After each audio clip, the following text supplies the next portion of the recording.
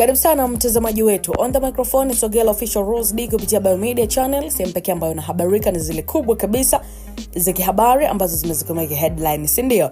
Tuangazie taarifa mbaka Diamond lakini pia Alikiba pamoja na Harmonize, Rayvanny pia wanaambiwa kwamba ni wanyanyasaji. Siri ya fichuka, kumbe ndo maana wasanii wao wamekuwa wakiwakimbia kwenye lebo zao. Sasa mambo yamekaaje?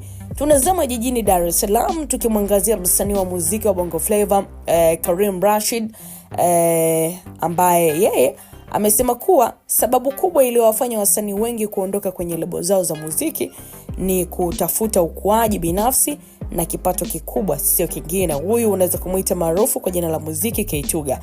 Bana K-Tugga ameweza kuzungumza kuwa kila msanii anakumbana na changamoto tofauti akiwa ndani ya lebo, hali ambayo inawasukuma baadhi yao kuchagua kujitegemea na sio vinginevyo. Sasa katika nukuu ya kwanza ninamnukuu K-Tugga, anasema kila mtu ana changamoto zake akiwa kwenye kundi. Kwa hiyo siwezi kusema changamoto halisi ni ipi, lakini nahisi kila mtu anatamani kuwa mkubwa zaidi na kupata pesa zake.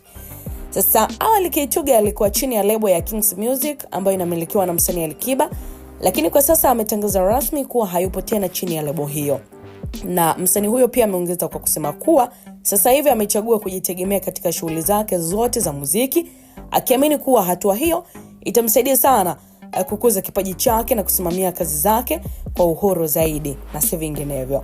Katika nukuu ya pili anasema, mimi sipo Kings Music kwa sasa hivi sasa ni msanii, ninajitegemea kwenye kazi zangu, aliweza kusisitiza.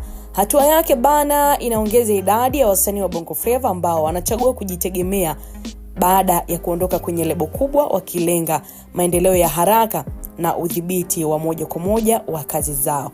Lakini kauli ya kwake K-Tugga mara tu baada ya kuitoa kufuatia wasanii kukimbia katika record label, basi imeibua uvumi kwenye mitandao ya kijamii, wengi wakidai kuwa hawa wasanii wakubwa hawa kuwa wanajali sana maslahi yao binafsi kuliko hawa ambao wako kwenye record label za kwao. That wise pia inakuwa inadumaza kabisa mwelekeo wa wasanii hawa wadogo wakiwa katika lebo, kwa sababu ukiwa katika lebo unampa jina kubwa sana mmiliki wa lebo na lebo yake kuliko kujibrand wewe mwenyewe.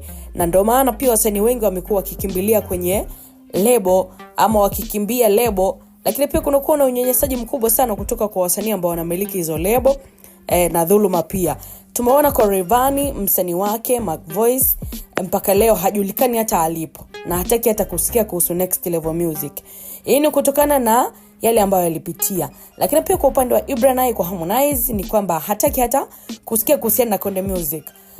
Lakini pia tunakuja Mbosso pamoja na Lava Lava kwa Diamond Platnumz, ndio kabisa kila mtu yupo busy na muziki wake kwa sasa hivi. Ni kwamba hataki kabisa kusikia kuhusiana na WCB ama hata Kings Music na ya Alikiba na mambo kama hayo. So wasanii wamekuwa wameamua kuabwaga tena, hawataki hayo mambo ya lebo kutokana na hayo masuala mazima ya unyanyasaji na kukosa pia haki zao. Hizi zimekuwa ni kauli za wadau ambazo tumezishuhudia katika comment mara tu baada ya aliyekuwa msanii wa Alikiba K-Tugga bwana kufunguka mazito sababu ya wasanii kukimbia lebo za hawa wasanii wakubwa. Yote yote ni kutokana na mambo ya unyanyasaji, lakini pia maslahi binafsi na masuala kama hayo. Sasa wakati mimi natamatisha hili, natamani kujua pengine mtazamaji wa Biomedia unadhani pengine kwa nini hawa wasanii wakubwa huwa wanawanyanyasa sana wasanii wadogo ambao wako katika record label za kwao mpaka kusababisha kuwakimbia?